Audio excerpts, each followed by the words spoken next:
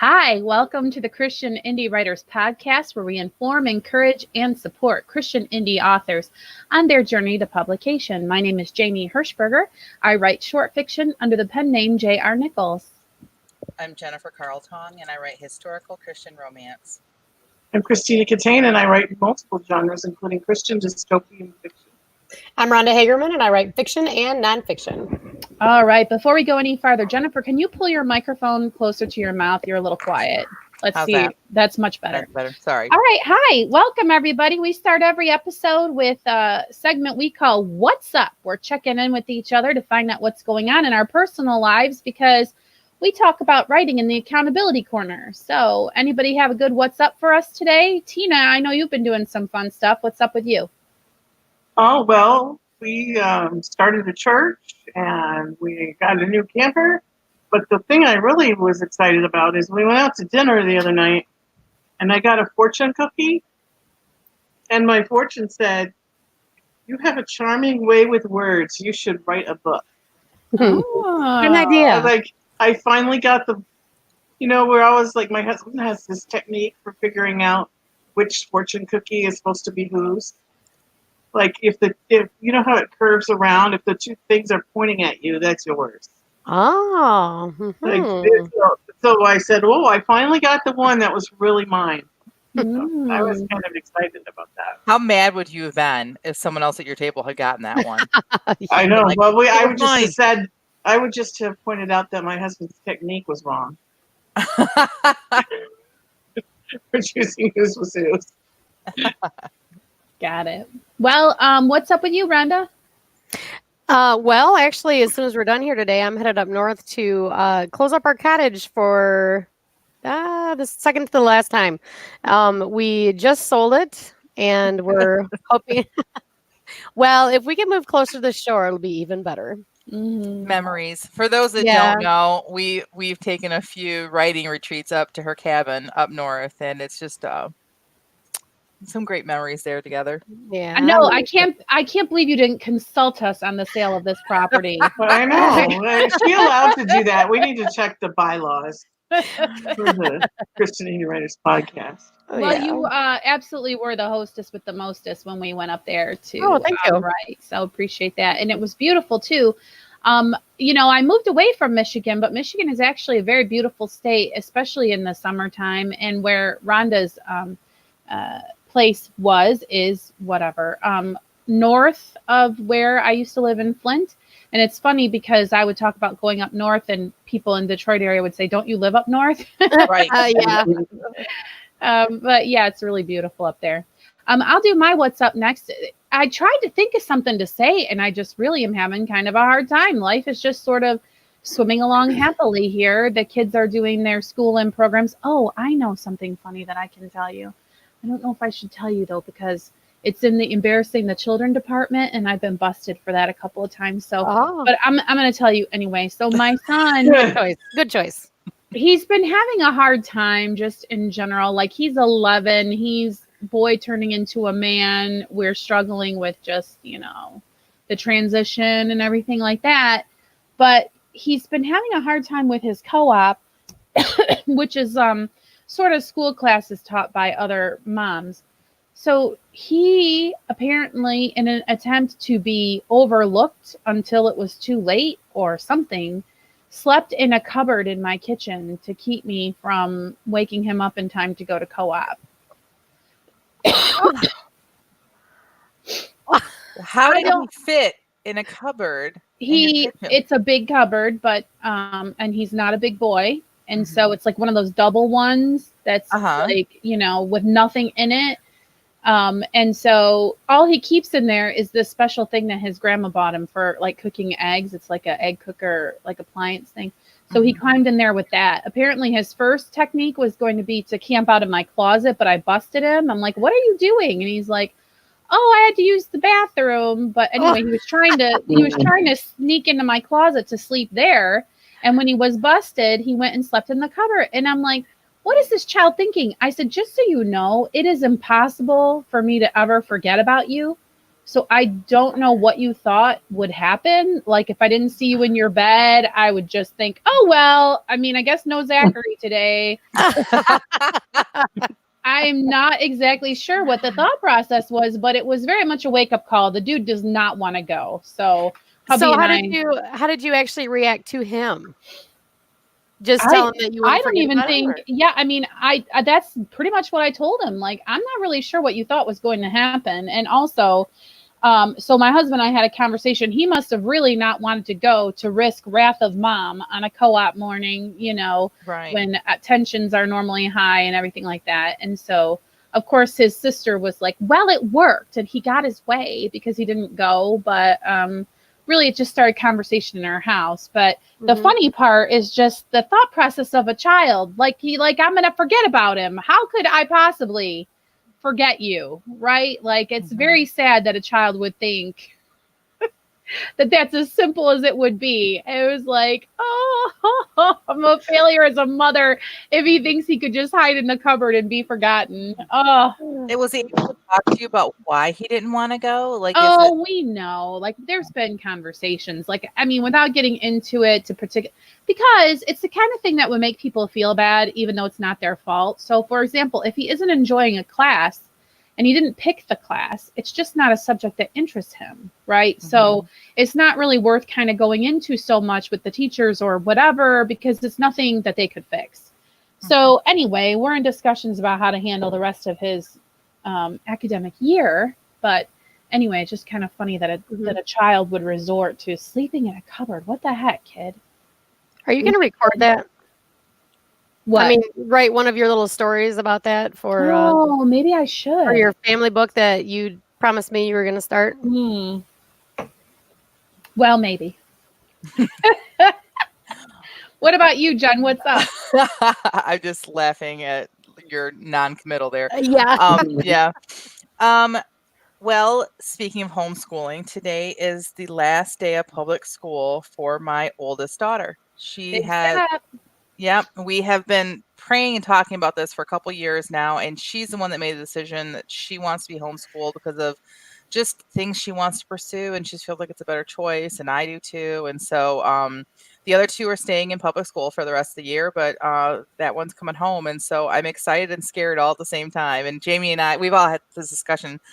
I feel like I've monopolied our conversations lately, but just because I'm so worried, and but I guess if I'm gonna screw up my kids, I'd rather screw up with them near me, right? So, it's not about the educating. I feel very confident that I can educate my children. It's just I'm afraid of like what they're gonna miss out on. Really, like it's just silly worries. So that will be a whole new kind of a thing for me beginning next week, and I'm very excited about it. So that's awesome. Here I was trying to low-key find the Christian Indie Writers YouTube channel thing. I have to figure out some kind of ways to, because I can see the chat happening over here to my right, but there's no little box for me to type into, which makes me very sad.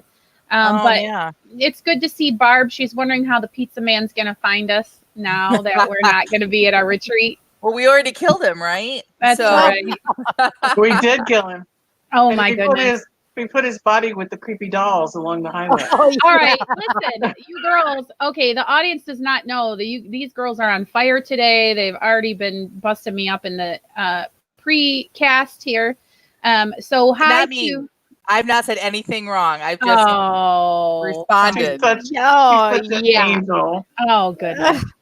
All right. Also, Maria says Flint makes her think of a town in North Wales rather than Michigan. Ha ha. Local to really? That's interesting. I think so much of what we have over here is named after stuff from back across the pond. I'm gonna guess our Flint looks a little different. I'd be curious to know. I bet it's beautiful there.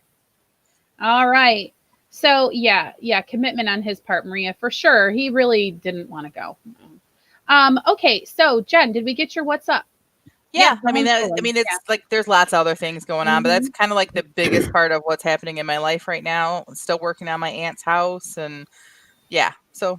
Well, and I have to say, Jen is back in the saddle. She grabbed me with her librarian glasses on and was like, "Oh, let's do some planning and stuff." So it's really neat to have Jen back at it, working hard on her books and stuff. Okay, so anyway, transition time. The topic today is what will I write next? And the reason we're talking about this is because, well, for one thing, Tina has sent her book off for edits. Hooray! Yay, can I just interrupt you? Did Rhonda do her what's up? Yes. Yeah. Did I miss it? Selling the house up north. Oh, okay. Never mind. Go ahead. That's Okay. all right. I feel like we're all today. Yeah, I feel like we're all four kind of like today. Like even the conversation we had before we went on air, which was like definitely not an on-air conversation, was still like way less than it normally would have been. For just saying. I know. We're kind of easing into a routine or a vibe or a mode here on the podcast, and I hope that our audience appreciates it. But I think we're kind of loosening up a little bit. I like it. I don't know. So like, for example, today our topic is a little bit wobbly. We're just going to kind of take our turns talking about how do we pick which project to focus on. Raise your hand if you have more than one story idea. How do you know where to focus your energy? You only have, let's say you have a full-time job and you're committed to writing an hour a day, but you don't know which of those projects to commit your time and attention to. Who in our chat, I would like to know, has more than one project idea? And you guys can all be thinking about sharing with us how you pick. But Jennifer and Tina are going to have some different reasons for picking their next projects than Rhonda and I. So Tina, why don't you go ahead and talk first? How did you decide what you're doing next, or have you? Well, before I say that, I just have to address Maria's comment about not expecting to hear about the pizza man's body. We wrote a story about killing the pizza man. We didn't actually kill the pizza man. So I just felt like I needed to say that. Which was actually Rhonda's dad who brought us some pizza. It really is not as scandalous as it sounds. Yeah, he's still alive. Okay. Well, I have several ideas, but my decision that I made was based solely on marketing strategy, because if you have more than one book in a series, it's easier to sell those books in that series. Kind of the goal that I'm going for eventually is to have several books in that series, offer the first one for free. You hook them with the first book, and then they buy the next 2, 3, 4, however many you have. And so in order to do that, I have to write the next book in the series. And so that's solely how I made my decision. Well, and also I think when you and I were talking, there was an author who has promised a sequel to his readers for some time, and you've been waiting and waiting for it, and you kind of don't want to do that to your readers, you had said. Yeah, I'm still waiting. I feel like I should call him out right here on the podcast. Yeah, who is it? Because then maybe they would appreciate the shout out. I'll have to look it up. Oh. Oh. I remember. Well, that's how long it's been. She read his book. I think it's been at least a year. Well, the book is called Dawn of Wonder. Jonathan Renshaw. Jonathan, if you happen to be listening to us, I really need that second book. I've been waiting a long time. Yeah, and Tina's saying that she doesn't want to leave her fans hanging. What about you, Jen? How did you? Ooh, look, Gigi. I am working on a series, so my ideas go together. Oh, good for you. If only. Yeah, anyone else in the chat that's working on a series, let us know. We're interested and curious about that. Oh, and if you're not, then how do you make your decision on what to write next? Yeah. Yeah, so for me, I guess you could say that I made a marketing decision to do a series, but part of it was just because when I was writing Phoebe's story, which is the one I'm struggling with right now, I just really became intrigued by Esther's story. Like I kind of threw her sister Esther in there, and that I was writing it, and she, had this husband with a limp, and I'm like, how'd he get that? Like, as I'm writing, all these things happen, and I was intrigued by how Esther was so different from Phoebe. Now, keep in mind, I wrote this, but I don't know where it came from. And so I got really intrigued by her story. And then as I decided, well, if I'm writing Esther's story, it might change Phoebe's story. So I put Phoebe's story aside and started working on Esther's story. And then while I was working on Esther's story is when we did the small group writing prompt that ended up being book 1 because of the inspiration. So it kind of just happened that way. But I have made the decision that I will write mostly in series because, for the same reasons that Tina said, is that it's easier to market them. I know personally when I read a story, I want a series because I don't necessarily want the same couple as the lead of each of the stories. But like, it's so nice to read another book, another romance about another couple, but a couple from a book I read 1 or 2 before shows up in it. Like, that's fun. I really enjoy that. So that's kind of why I want to do that, but it is a marketing decision as well. So Maria says, I'm still in the middle of the I'm sorry, did you want to read it, Jamie? Nope. I'm still in the middle of the historical fiction series, editing the 3rd book. My main character's story didn't feel finished, so I've kept it going, hoping it will be a trilogy. So I would say that Maria's saying that for her, it's just the story until she feels the story is done. So what about you, Rhonda? I know that you and your mom are working together on several series, and I know that part of what you guys like to do, it seems like, is have these big strategizing sort of sessions. Is this correct? Yes. What is one of those like? Well, lots of thoughts splattered on the wall, really, is what it ends up at the end. But it's really just one series. But we brainstormed all these different characters or all these different plot lines. And then we decided which plot line should go with which characters. And so it's all in the same town. So it's similar to Jennifer, except it's not romance, it's mystery. And everybody's in the same town rather than the same family, although there be some family members too. But I really love the strategizing part of it more than actually the writing part. If I could find a job where I could just outline books for people and then have them finish them, that would be the ideal thing for me. It's my favorite part of it. So we have probably 5 years worth of books super roughly outlined. So we just need to finish writing them to do that. But one thing as a marketing thing, something I started doing while Mom was writing the meat of the other stories was writing just a short novella that, for instance, the first book, there was a woman named Hazel in it, and she just had a small part. So, and that was a mystery. So in the novella, she is a young woman, and it's her romance story about meeting her husband. So it's the same character, same town, but a different time frame and a different genre. And what made you decide to do that? Just to have something to do, or did you have a thought process with that? Well, because I had a really good idea for romance, but I'd never written one before, so I didn't want to get involved in a full-length romance. Oh, okay. But also I wanted something to be able to give away to people. So I wanted something novella size. Awesome. I do like the idea of what you're talking about because, everybody likes the show like Little House on the Prairie, where it's the same characters in the same setting in the same town with just different adventures. So I do kind of appreciate that. Yeah. Maria is saying her main character for that series that she's talking about has been in my head since she was 7. Wow. Yeah, that's so similar to me with Phoebe. The story of Phoebe, Phoebe has been in my head for quite a long time. I'm curious to see if anyone else in the chat has had that experience. Like if your first story is something that you were like just mulling over for years, or if it's just something that popped into your head and you just sat down. I think most writers, at least their first story or their first series is something we mull over in our head for a long time because I think it takes a while for us to convince ourselves that we can do this. I think there are a lot of people who are walking around with a book inside of them. That's what they would tell you. But they just don't ever take the time to sit down and write it. Right. I think a lot of people want to write their memoirs. That's good. I've heard that a lot.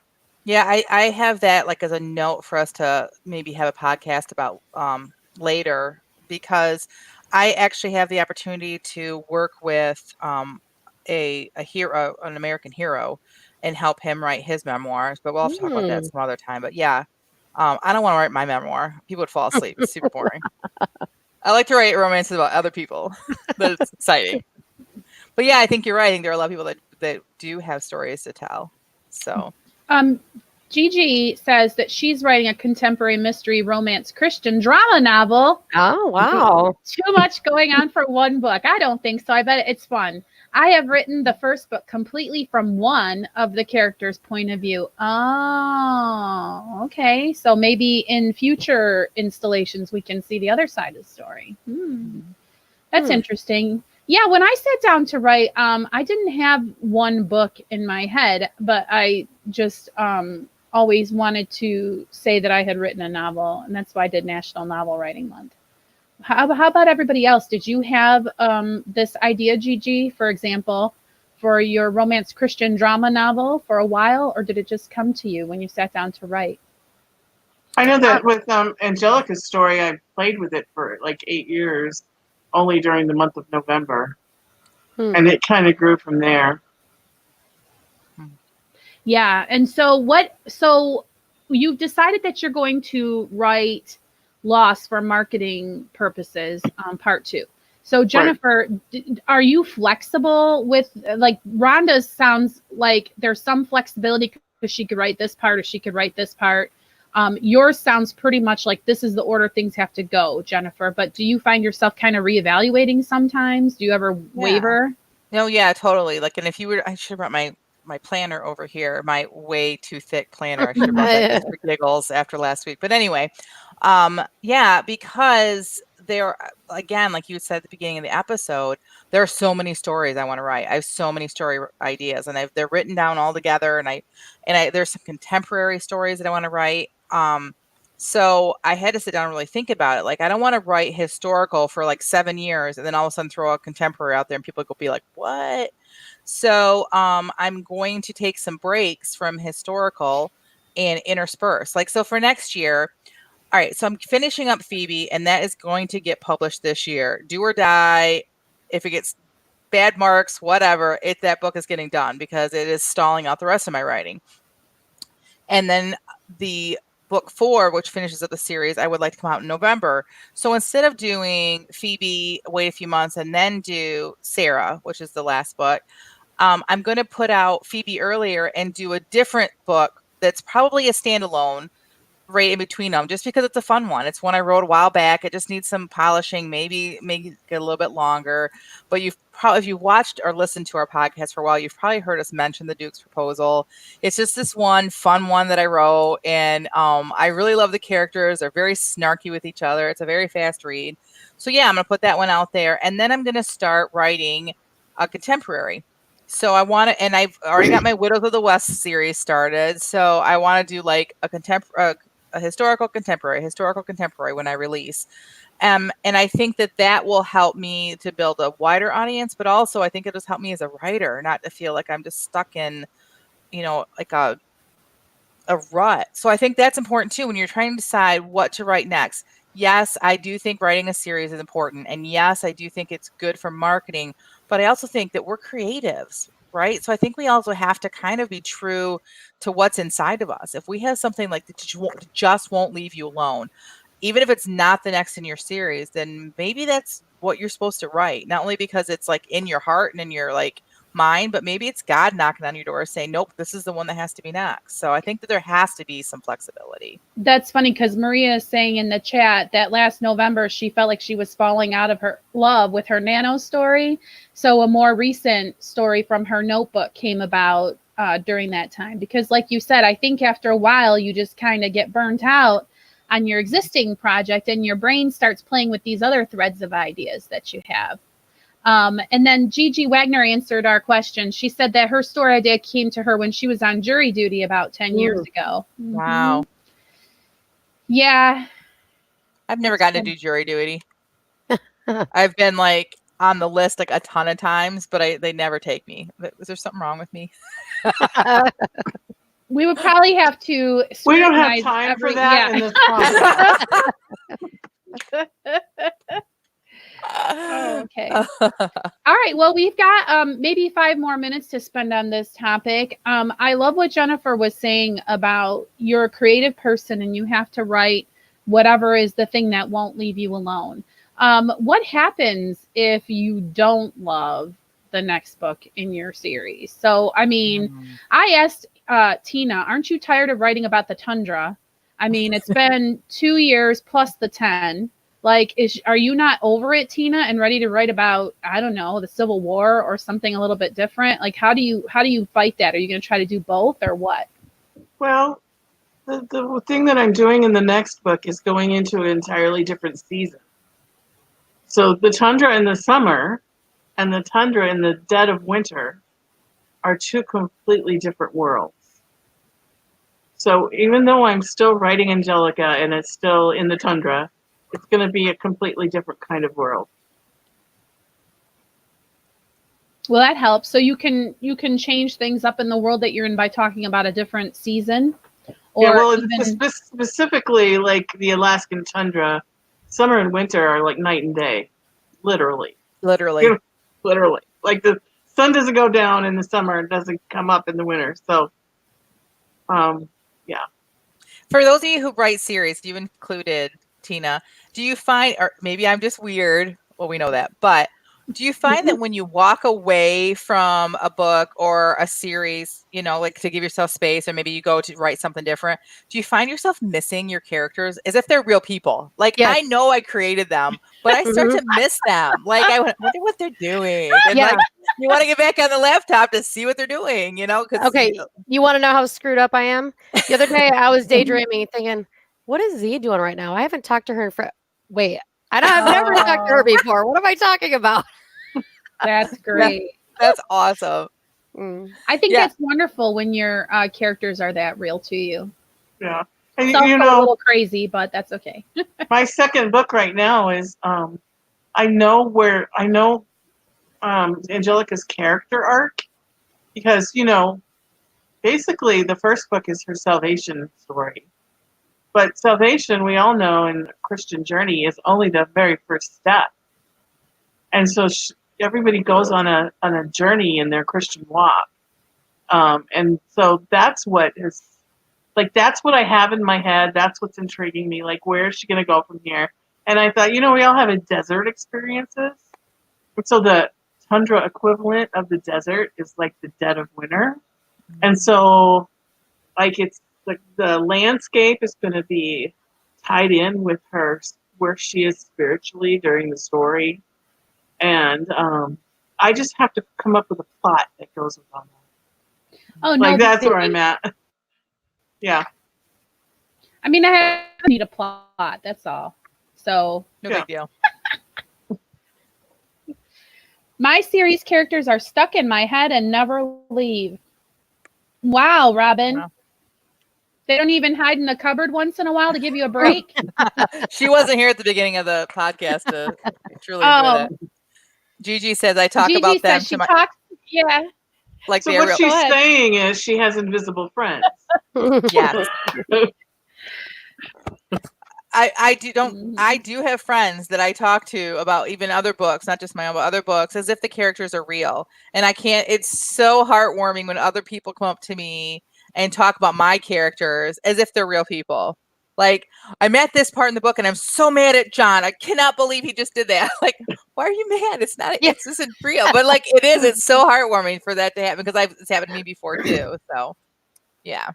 Awesome. We should, we've been talking about different podcast topic ideas, which, by the way, if you ladies have any who are in the audience, please jot them down. But it's interesting to think about, because I've read books that the characters stick with me, and not in a good way. I mean, not necessarily that they are evil, but that they are living these desperate lives, and it will never change for them. And when a book does that to me, I'm so irritated with that book. But then I know it was truly art also, because I'm so just depressed when I think about that person's life. And then I'm like, wait, that's not a real person. But anyway, it's just amazing. Like, I keep thinking of The Grapes of Wrath. I read that way a long time ago. So forgive me if my memories of it are askew. But that was just like the saddest tale of woe. And this family with their plight that didn't ever get any better. I was like, it was something else. Yeah, Gone with the Wind. I wanted to throttle her. Like, I still to this day think, why did she make some of those choices? Barbara says, my heroine feels like a friend I know so well, even if I'm tired of writing her point of view after I finish book 2. Yeah, understandable. Oh yeah, I've been there. You just get don't so you just tired. want to tell her, it's not all about you, but really it is. Yeah, and then you've got this side character over here. You're like, I really like this side character. She needs like her own novel. And you're like, no, just stay here for a while. Sometimes it's so hard not to follow those trails, but I'm one to kind of follow them. Yeah, and say sometimes like I think it's good to follow those trails because then you don't know what's going to come out of it. And like I said before, I follow those trails and then I find myself missing these characters, and so I end up traveling back. Like I know I'm kind of frustrated right now with my Phoebe book because it's a lot of work at this point right now. But if I were to put it down and like not come back, I would miss them. Like I have to finish this, not just because it's part of the series that I wrote everything around the series, but because I would miss them. So. Yeah, go ahead. No, what you're gonna say? What? Robin? About Robin? Robin killed off a character once and mourned for weeks. Oh, that's terrible. Oh, my characters are gonna die one day. I don't like to think about that. Yeah. I like killing off characters. I like killing off characters I don't like. Rhonda, have you even killed anyone yet? No, I haven't, but I was just thinking, sometimes I start with people who are already dead in my genealogy, so that, it solves it for me.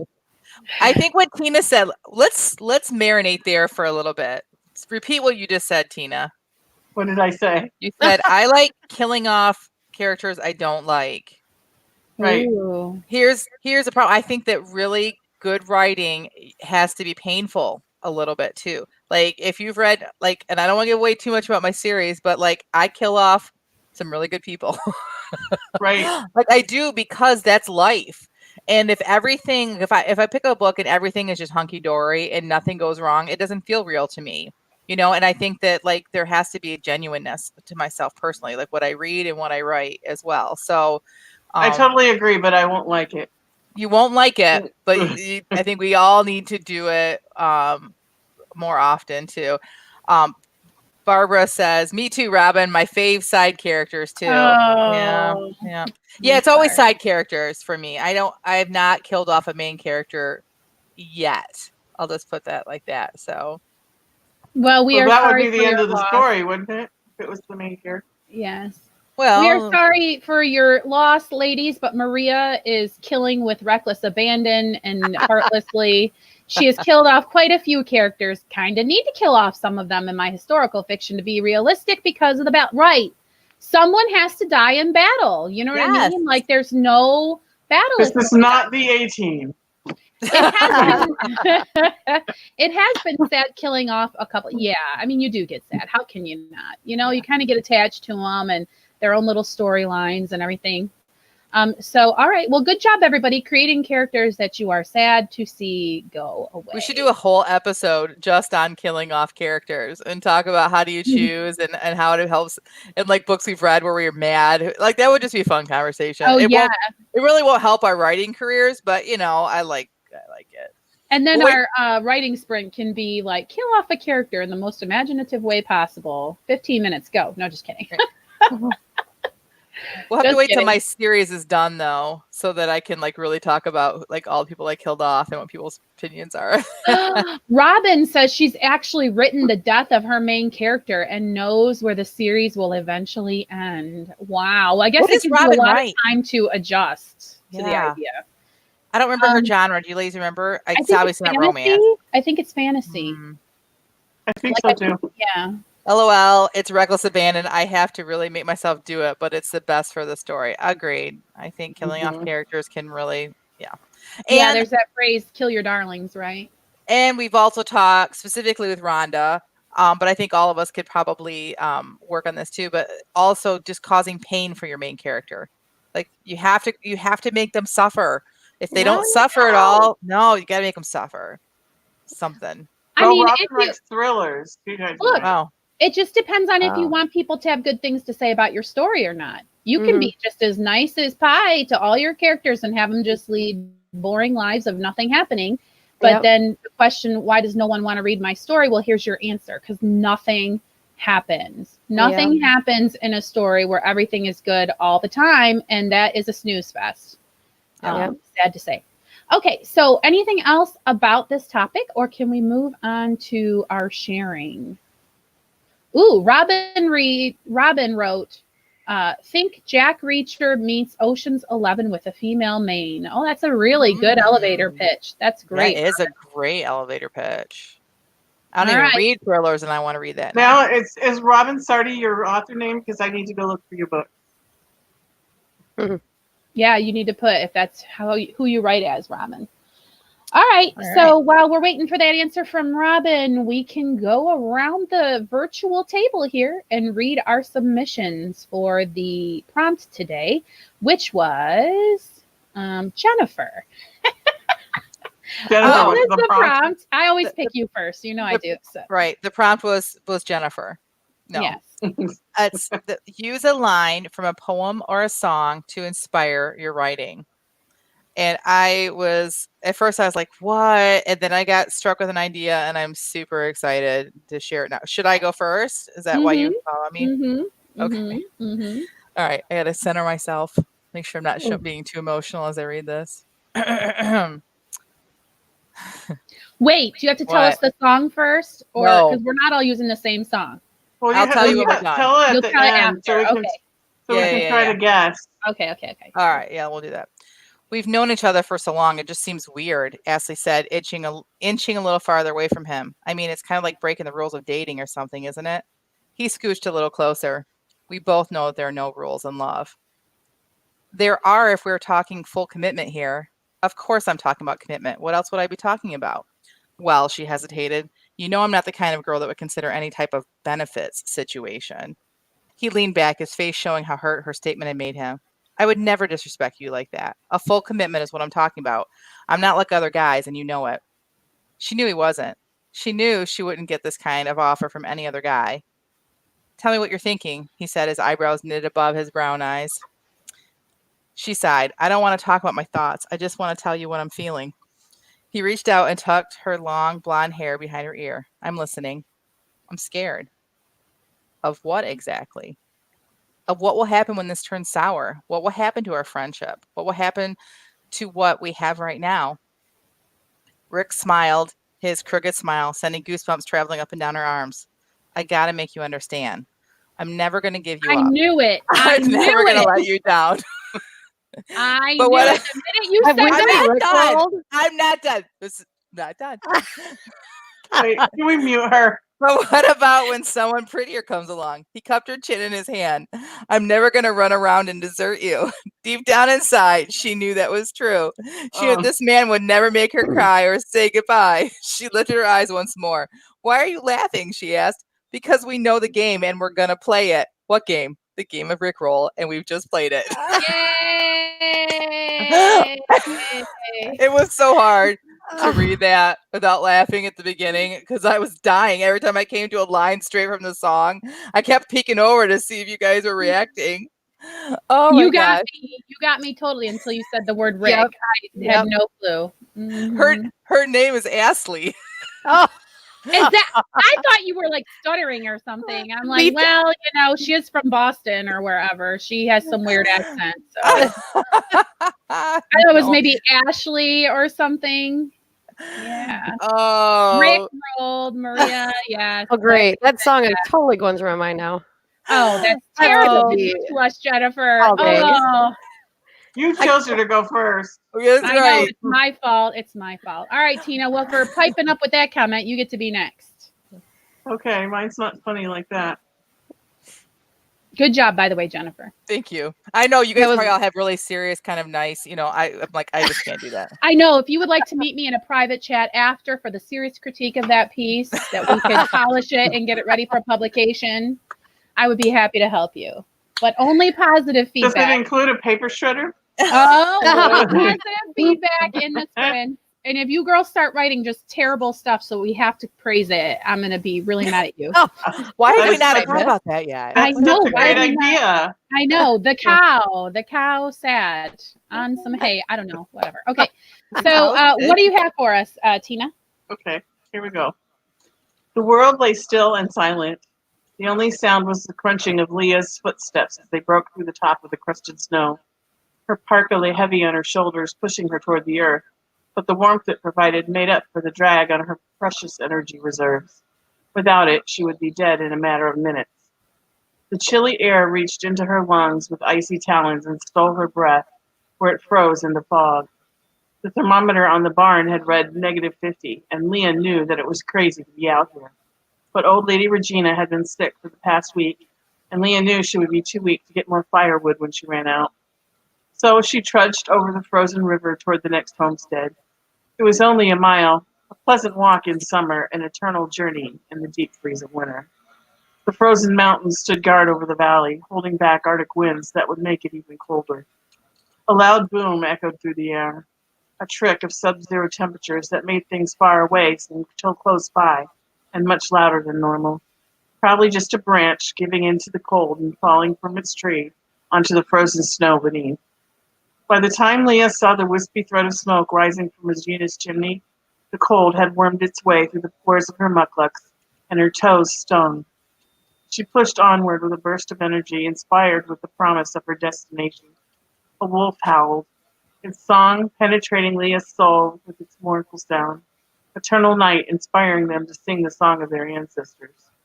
Finally, Leah lifted her weary legs to climb Regina's steps, knocked on her door, and stepped into the cabin. The room felt sweltering to Leah, but obviously was too cold for the old woman who sat wrapped in furs before an anemic fire. Leah went to work. 3, 2, 1. I think my favorite part is that you call the fire anemic when that's what you're thinking about the person. I love it. Mm-hmm. Very well done. Are you still writing in your first story, or is this into your second story? Because I heard summer and winter. This has nothing to do with my second story. Oh, okay. I do have an idea for my second story, but which is like a similar kind of scene. But I decided it would be cheating to write this sprint as something I was already thinking about. So. Oh, okay. So I changed the character and made it modern. Like, not modern, not because my story is actually in the future without modern stuff. But, and it was inspired by a Robert Service poem called "The Shooting of Somebody McGee." Can't think of it. So. Well, it was very good. Very beautifully written.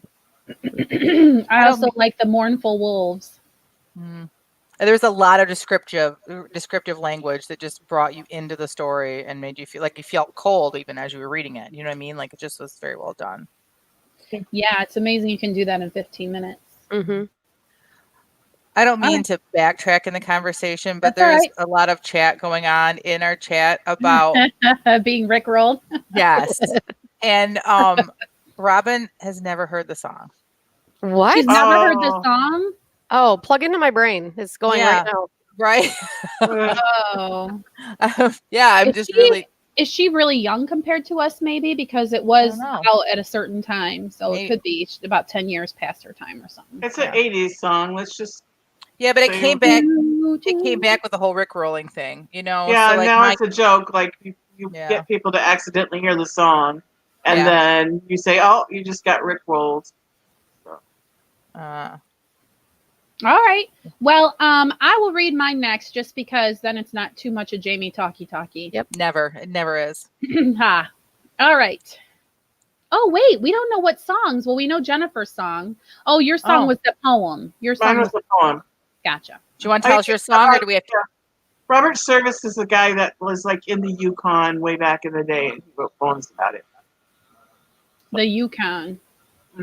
Yeah, it was about like beans and sausage on the campfire and stuff. And you were talking about it during the pre-cast or whatever. And plus I read your Facebook post, so I think it may have flavored my submission also. All right, so here we go. Junior, be a good boy and go get ready for church, Eliza said, flicking the sheet into a new position on the ironing board with a firm efficiency. I want to go play at the creek, Junior complained, but in a voice not loud enough for his mother to hear. Katie appeared then, red-cheeked and curls a-bouncing. Mother, that blasted mongrel has gotten in again. He's after the meat, of course. Now don't let him get it. Where did he go? There he is, Mother said, lifting her chin. Got you, Katie said, clasping her hands. Now, where did I put that broom? Jameson sighed. It's taken me a really long time to get used to this place, and now I'm preparing to say goodbye. He reached for the bottle and topped off his glass. He moved to fill Hank's, but the old man lifted a handful of gnarled knuckles and tucked his chin to his chest. I'm good, thanks. The two sat an island unto themselves, the wood popping in the hearth, liquor to warm them, a scene of utter tranquility in spite of the chaos swirling around them. I'll catch you if it's the last thing I do, you varmint, Katie said, bringing the broom down on air. At the same moment, Junior slid over to the door and opened it, intending to slip out, just in time for the dog, who had moments before managed to grab the joint of beef, to make his own escape. That dog, shouted Katie. My dinner, shouted Eliza. I want to go to the creek, shouted Junior. Yep, going to be right hard to leave, Jameson said, turning his glass in his hand. I have no idea what song. I don't either. Should I stay or should I go now? Oh my God. Should I stay or should I go now? Do. I even told you that it was my song before I started. Yeah, I thought you were just kidding though. Like, you know what I mean? Because you wanted us all to write that one. So I didn't know you stuck with that. I shouldn't say kidding, but yeah. Yeah. Great story. Yeah, that was really good. And I love that you sang it to us. Yes. I did not sing. Yes, I will absolutely sing it to you. Although Tina did not sing hers. We will give her a pass. Because hers is a poem. It's a poem. I was kind of stuck on Jameson. I was thinking that was a clue to the song or poem, but... Me too. Oh, no, it was a clue to the liquor. Anyway, what do you have for us, Miss Rhonda? Well, very short. Okay. So, yeah. I sighed as audibly as possible, but it was carried away by the wind. Another wasted effort. Glaring at his back didn't make him turn around either. I yelled out his name, and he finally turned around. He finally saw I was serious about not taking the path he chose, which was obviously the one everyone took. Since we were looking for a long-forgotten cemetery, it only made sense to take the road less traveled. Margaret said it was in the corner of her grandparents' farm, and that is this way, I said, pointing the opposite way where he wanted to lead me. But that's all woods. Where do you see a path? Jake didn't seem convinced, but at least he was headed back this way now. I didn't bring my machete, you know. How are we going to get through there? Quit exaggerating, city boy. Just follow me and you'll see. I surveyed the edge of the woods for a likely entry point. There seemed to be a deer trail not too far down, so I headed that way. I looked back to wave him in with me, but he stood there with his arms crossed and shaking his head. Oh well, it doesn't matter if he follows me. I know these woods and I won't get lost. He's the one who wanted to work on this clue together, not me. The end. Or as far as I got. Yeah, the beginning. Song? Well, it's a poem. The road less traveled by. Yep. Robert Frost. The first adult poem I ever memorized. You know, when I was still teaching, I would present that poem and have the students analyze it. They'd have to journal about it, and I would keep my opinion quiet until the sharing was all done. And inevitably, somebody would pick up on. Okay, they would say, well, everyone says that the road is less traveled and that means that's what we should do, but that's not what he's saying in the poem. Then they would argue because the poem doesn't really say that it's a good thing to take the road less traveled. It's So I love that poem because when you read it, a person puts their own experiences and puts their own spin on it, and they assume that they know what the poem means. Mm-hmm. And he doesn't really say. All he says is this made all the difference. So So as you're reading that, I was waiting, like, okay, like, is she going to get lost? Like, what? I was waiting for a clue to see what your interpretation of the poem was. And like, yeah. If I could have gotten far enough, yes, she was going to get lost. She was going to get, That's awesome. Love it. Ooh, you guys have me thinking all kinds of thoughts about conformity and, wow, my brain's really clicking now. So, Rhonda, that was really great. I liked that you called him City Boy and he said he didn't have his machete. Just the informal kind of dialogue between these two people established relationship, to me anyway, that a lot of thinking about the times we've shared together in our past could never do. Like just simple dialogue like that can really build a relationship. That's a very good example, in my opinion, of that happening. Thank you. All right. You always say that your stuff is short, but it's also always such great quality. Very much. Like the words that you use and the way that you put them together always brings me right into whatever you're writing about. I'm right there. Do you know when I was little, I could never understand when adults would take just a very small piece of dessert and they would say, it's so rich, I can only handle a small amount. And as an adult, I understand a little better what they're saying, even though I fully disagree that you should never reject the second helping of whatever. No, just kidding. But, I've never been a dessert that was too rich. Yeah, when a dessert is very rich, a small amount is just so impactful in the mouth that you have to chill a minute and let your palate, and that's what you produce for us, Rhonda. Just beautiful bites of really, really flavorful stuff. Very good. Well, thank you. Yes. All right, so 10 minutes left. That means it's time for dun, dun, dun, dun, accountability corner, or should that be sad horns? Wah, wah, yeah. Wah, wah. I don't know. Before we move on, can I just say I'm really happy that Gigi said that reading our sprints is her favorite part of the podcast. Because sometimes I feel like it's like an indulgent thing on our part. Like we're doing this and we want to read our stuff. And I wonder how it's taken by the people who are listening. So it's really good to hear that they like to hear what we've written. That is good to hear. That is really good to hear. I think it's interesting too that you think of it as indulgent, because there's sometimes that it's like we have to like cringe to share it. Do you know what I'm saying? Like, if we thought this was our best work ever, then maybe I would see it as indulgent all the time. So like today, I could not wait to share. I'll be honest, could not wait. But there have been other weeks that I was like, don't really want to share this, but I have to, because I just think it's part of us being genuine and authentic. So hopefully that's coming through to people, that's why we do it, and to encourage them that you can do this in 15 minutes. Like you can produce something that's not as bad as you thought it was. And the more often that you do it, the easier it comes. Yes. And I'm not sure where I fall on it. I just know that it's also my favorite part. And as far as I'm concerned, should never, ever, ever be cut, because we were doing it when there were 0 watchers.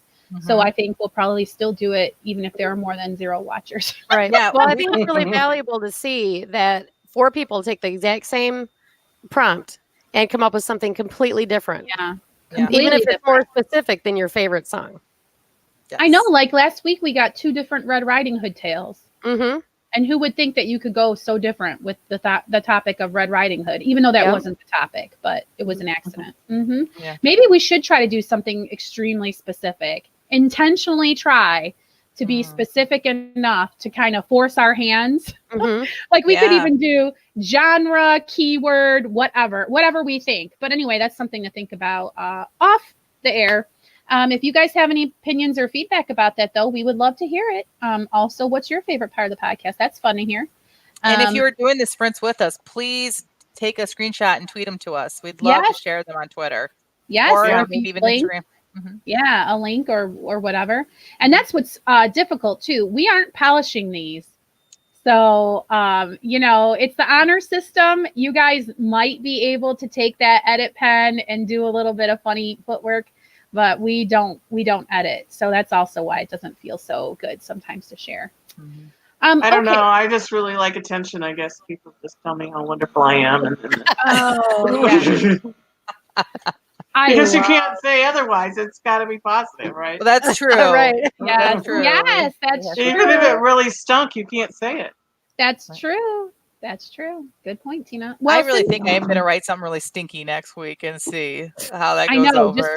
You know what? That's a good challenge, though. For all of us, we should always be looking for something positive to say about somebody's writing, especially if you meet somebody who's very new and you don't want to discourage them. So it's a very good exercise. Even if you read something so bad that you want to hold your nose while you're reading it, try and find something positive to say so that you're not just a soul crusher. Right, because that's the form that this is, right? So if we were in the form of, I have edited this several times, now I'm looking for constructive criticism, that's a different matter. And so don't blow smoke up anyone's rear end at that point, but blow all the smoke you want when it's a rough draft like this. Like, we're here to encourage each other. Yeah, so. Right. Yeah, we'll blow some smoke at you, too, if you tweet us. So there you go. Yes, we will. All right. that's a promise. All right. So, Tina, what's your accountability report? Creature report? Well, what is she laughing about over there? She's up there because she knows about the creature report, because we have kids who are still kind of small, and that's from one of those dumb cartoon shows that they watch all the time, and they're investigating these creatures, and they do like a creature report to tell you. Anyway, oh, so that must be why I totally missed whatever it was. Creature report. Your children are too old. Creature report. Creature report. Yeah. My children are old enough to have children that age. So. Okay, sorry. So, yes. So, anyway, Tina, accountability. What did you promise, and did you deliver? Oh, I don't remember what I promised, but my book is at the editor. Yay! The editor. And so I'm trying not to go in and look at the edits before it's time. And I'm working on getting my book cover done. So I would like to have that done. When would I like to have that done? Probably by next week. Do you have a publication date in mind? Well, it just depends on how much work I have to do after I get it back from the editor. Plus, are you going to wait until you get book 2 done before you? No, I'm not. No. Okay. I promised my mother I would publish it before she dies. Who's not sick or anything, but no, you never know. The way she said it is like she's expecting it to be any day. So I'm going to do it for her. I'm just going to publish it as soon as it's ready to go. One of the things that I love about my mother is that she seems to be perpetually preparing for her end. I want you children to take these belongings of mine so that when I am gone, I will know that they are. And I'm like, Mom, stop, because she's making everybody feel all teary. And she's like, well, I don't want you to be burdened when I'm like, Mom, stop, So is your mom kind of like that? No, not really. She's not dramatic at all. She just like says it like it's a matter of fact. Like, I'm going to be gone, Well, I'm going to go in the other room and start my dirt nap. What are you children all thinking you'll do when I've left this, shuffled off this mortal coil? More or less like that. Yeah. All right. So you're gonna get the edits done, and they're gonna get returned to you, and then you're gonna publish. Do you have a goal? No, because you have to wait for the edits to come back. So what are you doing? What is your work? How do we hold you accountable and keep you moving forward? I need to get my cover done so that when I get the edits done, I can just pop it all in there. And then I need to start writing. I need to do some plotting. I got to figure out what the plot is going to be that's going to go with my character arc and setting. Yeah, we talked about that. So are you going to work on that during office hours? Like, how can we hold you accountable? So next Friday, you will show up and report that you have what? That my book cover is done and I've started my plotting. So by Friday, finish book cover. Mm-hmm. And plotting next book week, 2. You want us to brainstorm with you? Brainstorm plots? Is that during office hours?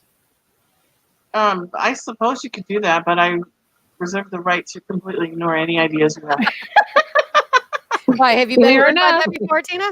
Yeah, I'm totally used to being ignored by you guys, so we're good. Yeah, I don't know why you don't just buy a plot from Rhonda.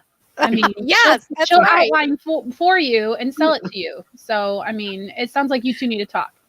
Maybe. All right. So, Jennifer, what about? Oh, wait. Why don't we stop and check in with our chat? Maria has some great news. She heard back from her publisher. They want to publish the novel that she submitted to them last month. Yay! That's exciting. Congratulations. Robin says she got the old wallpaper off the office and old C charts are now covering the walls. Great. Oh, how's your writing going, Robin? You doing that too? This is what we do to each other. Like, that's great. How's your writing going? I gotta say though, is that what you're doing to avoid writing? I bet that's really cool though. I have to say, old C charts. That's so cool. Anyway, go ahead. Yeah, what's next? Gigi says that working on the final few chapters of her first book. Yay. First draft, she's a newbie. That's all are good newbies. For you. Yeah, we're all new. All newbies. Yeah. Welcome to the club.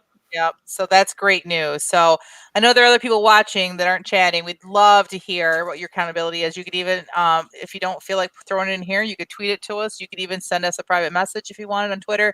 We'd love to be there to encourage you. So, all right. So my accountability was last week I said that I was going to do 5 chapters, edit 5 chapters. And by edit, like a lot of it is a complete rewrite of Phoebe, fully in my mind thinking that I was going to do 10. I got 5 done. So I'm happy that I reached my goal, so which is a more realistic one. So I'm going to continue that. I'm going to get 5 chapters done this week as well, and just continue plugging along on the book. Robin slapped back. She said, maintaining minimum of 200 words a day. All right. Yeah, I figured you were writing, Robin. I just wanted to give you a hard time. Yeah, so. yeah. That's what we're here do we for. know what BXP 2020 is? Yes, like it's a writing challenge. Okay. Thing. Right, at least $200. I'm writing $200 a day. Wow. I don't think that's legal, but okay. It's a part of her smoke blowing service. Can I borrow some of your writing? I need to borrow some. Oh goodness. Okay, so while Jennifer mutes her microphone, she said that she would edit 5 more chapters by Friday. And what? You have to edit 5 more chapters. This is Phoebe, right? Yes. Yes. Are you actively writing also? Is anybody writing? Is anybody writing? What I'm doing, a lot of it is writing. So am I writing a new project? No. I'm not just straight up editing this. Like I have to there's a lot of rewrite and stuff. So I don't think I have the creativity to do that. So yeah, because you have to be in Phoebe world to make everything match. Yeah. Because otherwise I get, especially for this book. This is so taxing on me right now. I know. Author Barbara Hartzler says, I need to write chapter 1 in book 3. Well, if she likes this podcast, she probably wouldn't mind being called Arthur just because now she has a fun nickname. Welcome to the group. Welcome to the group, Arthur. Anyway, we do appreciate you tuning in. We've noticed that you're a new face around the podcast, and we just want to say special hello. Hello. And Maria says for next week, she wants to carry on editing the 3rd novel, continue outlining and jotting new project. I'm working on. It's hard for me not to outline the next project because it's in my head too. So I think probably because I want to avoid the hard work I'm doing that I have to do with Phoebe. So. All right. What about you, Jamie? Are you actively writing? What are you working on? Well, I'm writing, I guess you would call them essays or whatever. When I started in January, oh my goodness, for a long time, I felt really aimless and directionless, which is not surprising if you know me at all. But as far as my writing career, where am I going and where am I going to put my energy? And it was interesting that we had this topic today because I just couldn't decide what to do or how. But then what happened was NaNoWriMo happened in November. And this was just a project that I was so compelled to write. And I blasted it out in 11 days. And then I was like, that's enough. Shoom, and I shut down until after the holidays, basically. Okay. 50,000 words in 11 days. Just wanted to repeat that for everyone who's listening. Yes, new crafted words, not anything from anywhere ever before. Okay. Right. So then I was like, okay, I'm all done with that. And I went into hibernation mode, I guess. And so when I came out, I realized I've been paying hosting for writing shorts for all this time. And what it was supposed to be was, the voices from on high telling everybody how to be a good writer. And that's just not who I am. But I didn't really want writing shorts to go away. So I was like, well, what if I just play around and post stuff to writing shorts in the spirit of the old-fashioned blog, I guess. But really, I am trying to treat words as a medium to explore, I don't know, sometimes poetry, I guess you would call it essays. I don't know. And I'm having a really good time just putting that stuff out on the Writing Shorts blog. And because my husband said, don't do it unless it's fun, that's where I'm putting all of my energy because I'm really enjoying making these posts for this blog. I'm also, however, having a real crisis of self-importance. I am wrestling with this idea of trying to be the loudest voice in the universe. Please, someone, please look at something that I've written. Kind of like what Tina was saying about sharing in the podcast. And it's such a struggle to feel like you want to communicate something to the world and yet feel that you are so insignificant. You feel like why should anybody listen to you? And these feelings and thoughts are what I'm struggling with in the blog, and I'm posting and things like that. But at the same time, I'm wondering, is posting even feeding self? So it's really interesting, this like spiritual journey that I'm going on with the writing at the same time that I am doing the writing. It's really been fun for me, oddly. I know. I also like to stick toothpicks under my fingernails. No, for fun. No, just kidding. But the point is, so that's where I've been doing writing, and I've been editing for Tina. So as I'm going through this whole process, I'm thinking about the book that I wrote in November. Will that get edited? What will my career look like as far as what I'm publishing? And I'm so thankful to have Tina's editing to sort of park myself on while I'm doing art over there in the studio that is writing shorts.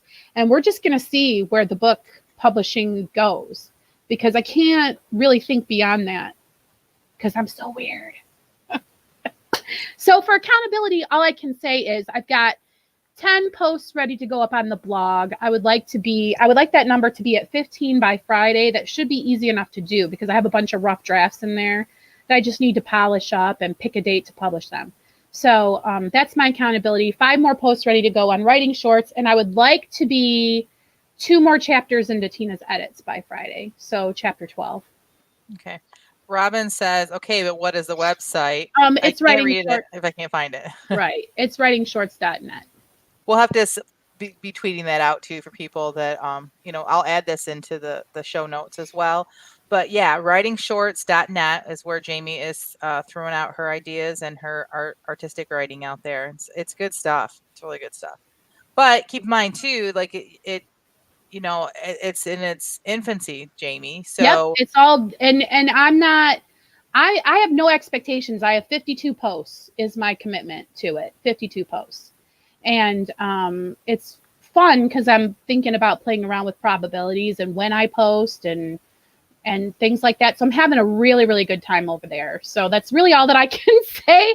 I can't even say that anything that I'm doing over there is terrific, but my struggle is to be authentic. If it's authentic, I'll publish it. If it's poser Jamie, I'll either call myself out in the middle of it or I just will erase it. I just can't. I don't know. I'm struggling to be authentic. That's all I can say. All right. Well, I think you did a great job just now. Oh, well, I appreciate that. Agreed. Being authentic. So now we have to move on. So Rhonda, what are we going to hear from you next Friday? Oh, look at you just gave that weird clenchy smile. What was that? Like, oh, the teacher's calling on me. Okay. So last week I said to ask me if I'm done with my second draft. Okay. I didn't say I was going to be done. Or maybe I did. I don't know. But I just said to ask me about it. So I am almost completely done with the second draft on that. And then I'm going to set it aside for, if not a couple weeks.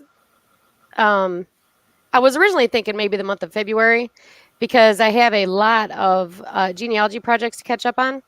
And I've spent more time on the writing and less time on those. So I'm trying to like re-level so I can get everything done that I would like to get done. That I don't want to overschedule myself, but I can do a better job of scheduling than I have been doing. So. Well, okay. So you're doing a second draft, which is for you, because I've seen your first draft and they're more or less like sentences. This will happen in this paragraph. And so now you're going in and you're filling in those so it's kind of snowflakey what you do, really. Yes. Yes, it is. Yep. Okay. So second draft is you're going to fill in where each of those sentences are. Yes. Okay. And so by Friday, you'll be where? I'm sorry. I would like to be able to say that I'm completely done with the second draft. And the second draft is going to be about 25,000 words for a 60 to 70,000 word novel. So really, I don't have much to go. I just have been a little scattered because I don't have a real good schedule. I was going to start the year off with a good schedule, and things have been kind of thrown off. So I need to really work on that this week. So second draft done.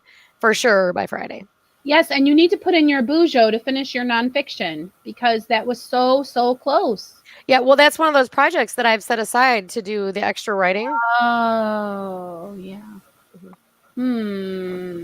So, do you have like your year mapped out the way Jennifer has hers? Like this will happen, or whatever? No, I would like to though. So I'm hoping maybe a small portion of office hours next week can be talking about that. Yeah, I am so like, I know I'm just not wired the way that you are. So to say that I am envious is accurate, yet at the same time, I understand there's just differences in people. I just would just so think it would be a blessing to just be able to be like, here's my plan. Now I follow step 1. Now I follow step 2. Now I follow step 3. And if you just had that roadmap laid out before you, it might really help you just to even decide what to do on a particular day. Like, what am I supposed to be doing here from, you know? Yeah, because I've only got the planning session one time. And when it's planned out every day, it's just like autopilot. Just do the next thing on the list and down. Plus, for me, it helps me like on those days I just don't feel like doing it. When I see if I don't get this done now, I'm never going to publish in time for this. And there's a reason I chose that date. You know what I mean? Like it just kind of. So that's how it helps me. It's so funny coming out on the heels of my anti-planner rant before, but I would say it's very helpful for people. And I would maybe challenge you to by Friday to try and see what you can do for having at least the next 6 months kind of mapped out to exactly what steps you need to take. Because you've got not just this fiction, but I would love to see that nonfiction published, Rhonda. I mean, it's so very close. There's just some formatting things, right? Or no? Yeah. Well, I have an issue with research because there's never an end to it. And so when I looked through it a few weeks ago, I thought, oh, but I know this about this family now, and I can add this, and here's another chapter I can add it. So I need to just tell myself to stop it. Yeah, that's rough. That is hard, especially with what you write. Yeah, because you want to make sure you're doing a fair job of portraying the family too. You don't want to leave out anything that's critical. Yeah. All right. Well, maybe we can have a longer talk about that when we're not on the podcast because I would really like to know more. All right. So, anything from the chat? Do you think that we're missing here? There's a lot of conversations. Sorry, we can't really catch everything. And I guess that's it. Unless everybody has anything to add. I just felt like we should say that snowflaking is a type of story structure plotting. It's like called the snowflake method. So if you were wondering what Jamie meant by you're just snowflaking it, you're right. You're right. Like it's a very specific outlining technique called the snowflake method. Very good catch, Tina, because you forget sometimes people are brand new and they've never heard of that. Great. Okay, so I guess that concludes this episode of the Christian Indie Writers Podcast. Until next week, may your pen be prolific, may your deadlines be met, and may all of your words honor Christ. Bye now. Bye. Bye.